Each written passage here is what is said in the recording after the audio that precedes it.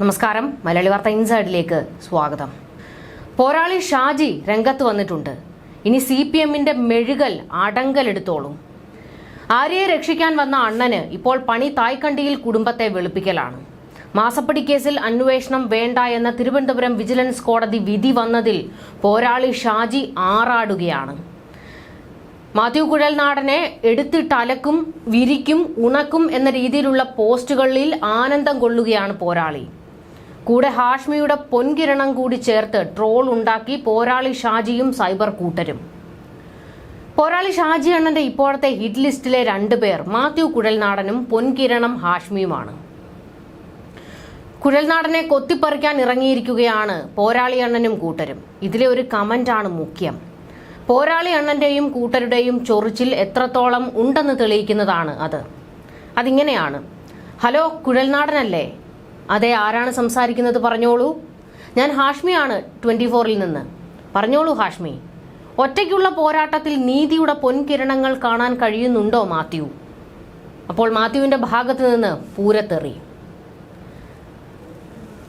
ഇതാണ് പോരാളി ഷാജിയും കൂട്ടരും ഇപ്പോൾ പലയിടത്തും ട്രോളുകളാക്കി പടച്ചു വിട്ടുകൊണ്ടിരിക്കുന്നത്.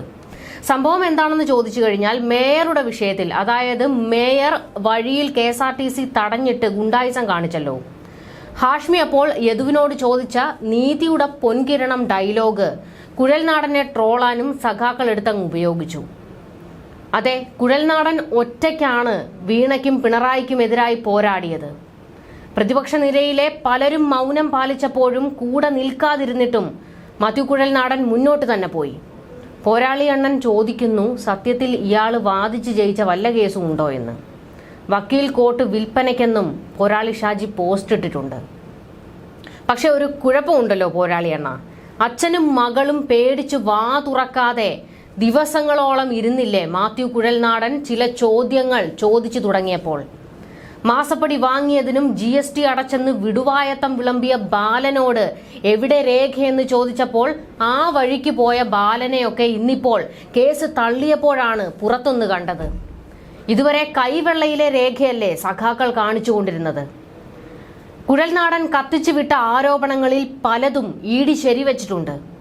മാസപ്പടിയിൽ പേടിക്കാനില്ലെങ്കിൽ പിന്നെ എന്തിനാണ് വീണ വിജയൻ കർണാടക ഹൈക്കോടതിയിൽ പോയി അന്വേഷണം സ്റ്റേ ചെയ്യണമെന്ന് കരഞ്ഞത്?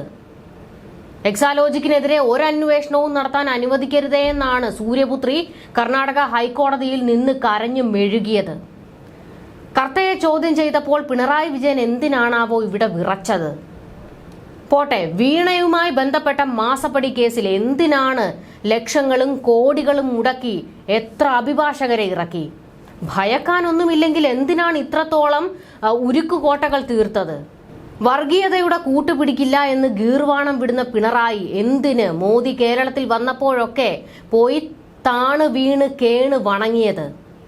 തൃശൂരും തിരുവനന്തപുരവും ഡീല് വെച്ചു എന്ന ആക്ഷേപം പാർട്ടിയിൽ നിന്ന് വരെ ഉയരുന്നുണ്ട്. പിന്നെ കേസ് തള്ളിയത് വിജിലൻസ് കോടതിയിൽ നിന്നാണ്. വേറെയും കോടതികളുണ്ട്.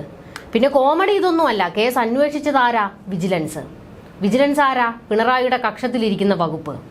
ഇഫ്താർ വിരുന്നു കൊടുത്ത് ലോകായുക്ത ജഡ്ജിമാരെ മറുകണ്ഠം ചാടിച്ചവർക്ക് ഇതൊക്കെ എന്ത് നിസ്സാരം. അതും പോട്ടെ, ലാവ്ലിനിൽ മാറ്റിവെക്കൽ മാമാങ്കം നടക്കുന്നത് അങ്ങ് സുപ്രീം കോടതിയിലാണ്. ഇരട്ടച്ചങ്കൻ മോദിയുടെ കാല് നക്കി ലാവ്ലിനിൽ മറിമായം കാണിക്കുന്നുവെന്ന ആക്ഷേപം ഇപ്പോഴും തിളയ്ക്കുന്നുണ്ട്. പിന്നെയാണ് മാസപ്പടിയിലെ വിജിലൻസ് കേസ് അന്വേഷണം തള്ളിയ നിലപാട്. ഇതൊക്കെ വെറും ഷോ മാത്രം. കുഴൽനാടൻ എന്തുകൊണ്ടും അഭിമാനിക്കാം. കാരണം മാസപ്പടിയിൽ അച്ഛനും മകളും പൂഴ്ത്തിയ പലതും പുറത്തു കൊണ്ടുവന്നത് കുഴൽനാടനാണ്. മാസപ്പടി കേസിൽ CPMനെ മുൾമുനയിൽ നിർത്തി മാത്യു കുഴൽനാടൻ. പലതവണ പിണറായിയെ വെല്ലുവിളിച്ച് കുഴൽനാടൻ രംഗത്ത് വന്നപ്പോഴും ഒരക്ഷരം മിണ്ടാതെ മുഖ്യമന്ത്രി ഒഴിഞ്ഞുമാറി.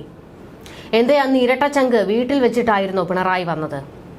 മാസപ്പടി കേസിൽ ആദ്യം വീണയെ താങ്ങിയ CPM നേതാക്കൾ പിന്നീട് ഉൾവലിഞ്ഞു.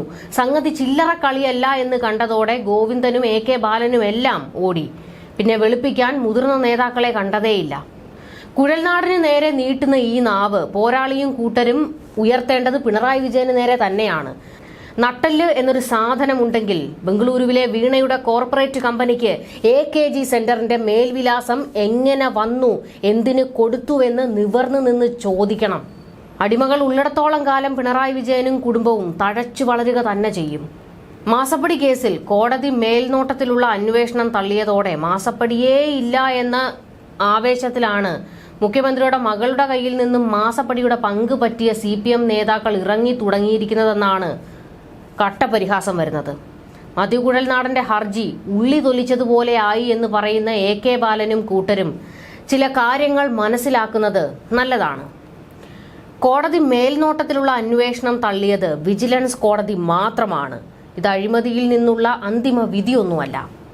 പിന്നെ വിജിലൻസ് കോടതി തള്ളിയതോടുകൂടി 1,72,00,000 രൂപ മുഖ്യമന്ത്രിയുടെ മകളുടെ കമ്പനിയുടെ അക്കൗണ്ടിൽ കരിമണൽ കർത്തയുടെ കമ്പനിയിൽ നിന്ന് വന്നത് ഇല്ലാതാകുന്നതുമില്ല. 1,72,00,000 രൂപയ്ക്ക് എന്ത് സേവനമാണ് മുഖ്യമന്ത്രിയുടെ മകളുടെ കമ്പനി നൽകിയതെന്ന് നാളിതുവരെ പറയാൻ മുഖ്യമന്ത്രിയുടെ മകൾക്ക് വക്കാലത്തെടുക്കുന്ന ഒരു CPM നേതാവിനും കഴിഞ്ഞിട്ടില്ല. എന്തായാലും മുഖ്യമന്ത്രിയുടെ മകളുടെ ദാസിപ്പണി എടുക്കുന്നവരായി CPM നേതാക്കൾ മാറിയതിൽ പാർട്ടിക്ക് അഭിമാനിക്കാം. ഇതിലും വലിയ അഭിമാനം വേറെയില്ല. കരിമണൽ കർത്തയോട് ചോദിച്ചു എന്തെങ്കിലും സേവനം നൽകിയിരുന്നോ എന്ന്. കർത്ത കൈമലർത്തി, ഒരു സേവനവും എനിക്ക് തന്നില്ല, പക്ഷെ ഞാൻ പൈസ കൊടുത്തു എന്ന്. അപ്പോൾ എന്തിനാണ് അത് കൊടുത്തത്? പോട്ടെ, കരിമണൽ കർത്തയുടെ ഡയറിയിലെ PV ആരാണ്? അത് ഞാനല്ല എന്ന് ഉറക്കത്തിൽ ചോദിച്ചാലും പിണറായി വിജയൻ പറയും. പിന്നെ ആരാണത്? അത് പത്മജ വേണുഗോപാലാണെന്ന് CPM സൈബർ ഗ്രൂപ്പുകൾ പടച്ചുവിട്ടായിരുന്നു. അത്രത്തോളം അധപ്പതിച്ചുപോയി. മാസപ്പടിയുമായി ബന്ധപ്പെട്ട ഒരു ചോദ്യത്തിനും കൃത്യമായ ഒരു മറുപടിയും കൊടുക്കാൻ ഇന്നോളം ഈ CPM നേതാക്കൾക്ക് കഴിഞ്ഞിട്ടില്ല. പോട്ടെ, വീണ വിജയന് ഒരക്ഷരം ഇതിൽ പറയാനില്ല. ഒരക്ഷരം ഇന്നോളം വീണ വിജയൻ മിണ്ടിയിട്ടില്ല. ആരോപണം വന്നത് വീണയുടെ കമ്പനിയുടെ നേർക്ക്. ആരോപണ വിധേയരാരൊക്കെ എന്ന് ചോദിച്ചു കഴിഞ്ഞാൽ പിണറായി വിജയനും വീണയും. ഇതെങ്ങനെയാണ് എല്ലാ കാലത്തും CPMുമായി ബന്ധപ്പെട്ട അല്ലെങ്കിൽ പിണറായി വിജയനുമായി ബന്ധപ്പെട്ട കേസുകളിലെല്ലാം വീണയും വീണയുടെ കമ്പനിയും വരുന്നത്? വേറെ ഒരു രാഷ്ട്രീയക്കാരുടെ മക്കളുടെ പേരിലും ഇത്രത്തോളം ആരോപണങ്ങളില്ല. വീണയുടെ പേര് എല്ലായിടത്തുമുണ്ട്. എക്സാലോജിക്കിന്റെ മറവിൽ നടന്നിട്ടുള്ള സകലമാന അഴിമതികളും പുറത്തു വരണം. പക്ഷേ മാസപ്പടിയുമായി ബന്ധപ്പെട്ട കേസ് ഉയർന്നു വന്നതോടെ പൊടുന്നനെയാണ് കമ്പനിക്ക് ഷട്ടർ ഇട്ടത്. എന്തിനായിരുന്നു അങ്ങനെ ഷട്ടർ ഇട്ടത്? ഇതിനേക്കാളൊക്കെ വലിയ കോമഡി മുഖ്യമന്ത്രി നിയമസഭയിൽ പറഞ്ഞതാണ്. അവളുടെ അമ്മ, എൻ്റെ ഭാര്യ, അവളുടെ പെൻഷൻ തുക മകൾക്ക് കൊടുത്തത് കൊണ്ടാണ് ഒരു കോർപ്പറേറ്റ് കമ്പനി തുടങ്ങിയതെന്ന്. ഇതിലും വലിയ ബ്ലണ്ടർ ഈ അടുത്ത കാലത്തൊന്നും കേരള രാഷ്ട്രീയത്തിൽ നിന്ന് ഉണ്ടായിട്ടില്ല. അത്രത്തോളം മണ്ടത്തരങ്ങൾ നിയമസഭയിൽ പിണറായി വിജയന് പോലും പറയേണ്ടി വന്നു. കാരണം പറയാൻ മറ്റു മറുപടികളില്ല എന്നത് തന്നെയായിരുന്നു അതിൻ്റെ കാരണം.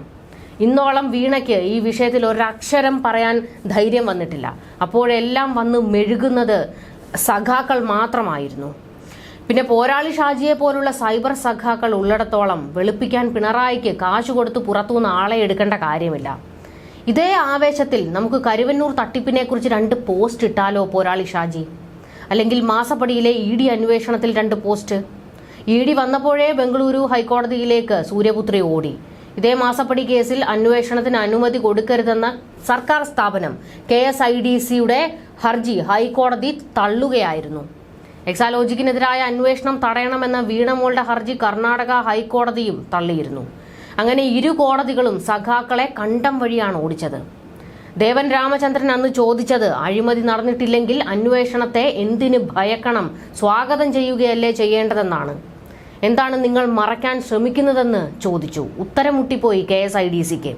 അപ്പോൾ മറയ്ക്കാൻ പലതും ഉള്ളതുകൊണ്ട് തന്നെയല്ലേ ED അന്വേഷണത്തെ ഭയപ്പെടുന്നത്? വിജിലൻസ് അന്വേഷണം പോട്ടെ, അത് വെറും പ്രഹസനം മാത്രം. പിന്നെ ഒരു കാര്യത്തിൽ പോരാളി ഷാജിക്കും കൂട്ടർക്കും ആവേശം കൊള്ളാം. വീണയെയും പിണറായിയെയും അറസ്റ്റ് ചെയ്യില്ല. മോദിയുടെ കാല് നക്കിയിട്ടാണെങ്കിലും രക്ഷപ്പെടും. എന്നിട്ട് പുറത്തിറങ്ങി കൈകൾ ഉയർത്തി സഖാവ് പറയും ഈ കൈകൾ ശുദ്ധമാണ്.